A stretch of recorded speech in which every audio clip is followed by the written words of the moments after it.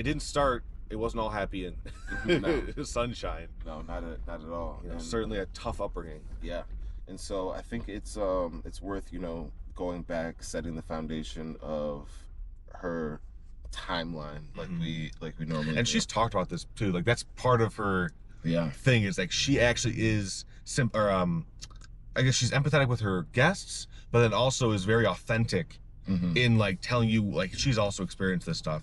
I think that gives her a really powerful connection with the viewer. And well, I think that's what is the whole foundation of her business, is that connection and that authenticity, and we feel it.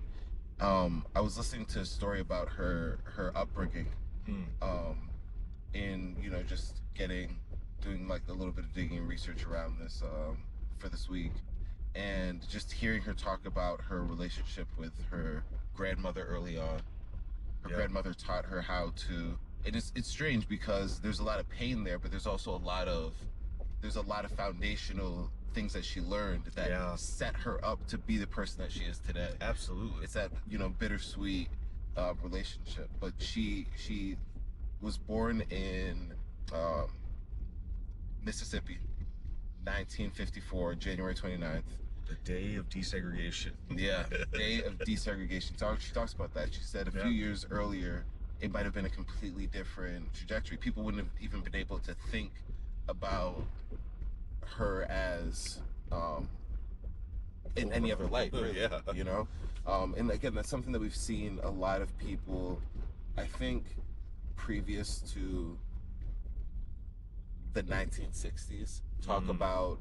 Well, actually, not even that. I would say even after that, like people. Well, Bill Gates was in the 50s, but people talk about just the sheer circumstance of when they were born. And I think that might just be something when you have to get a little bit older to have that perspective. Like, hey, if I was born 5 years this way, 5 years that way, I might have missed the boat. Right. I might have been in a completely different trajectory because of the time that I was born. Yeah, I think there is that, but then there's also like there's so many other people that are born near or around that date that like she's obviously taking advantage of those opportunities. It's part of the story. It's always right. Yeah. It's always part of the story because it's like there's always somebody who doesn't take advantage of those opportunities and some people that do. Yeah. But yeah, I mean, obviously being born on the day, it's part of realizing like the moment that you're in and being like, okay, can I take advantage of this, or what's by hand? Exactly. And playing it to the advantage. Yeah. So, and I mean, just to kind of drop a little breadcrumb, there's food for thought in that. Like, we are also born in a time period that is going to be unlike any other time period before in recorded history, and won't be like anything in the future. And there's positives to that, there's negatives to that. And so being able to identify that and understand where we sit, where we fit, down even to the year, can make a real impact on how we navigate individually,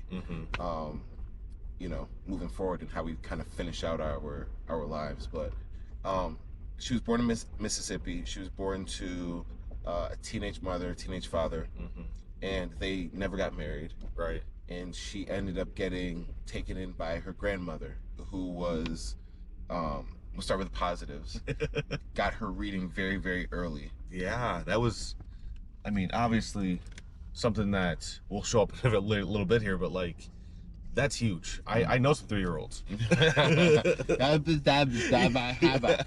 I don't know what you're talking about. And you're talking about someone that can read? Yeah. That's pretty impressive. Yeah.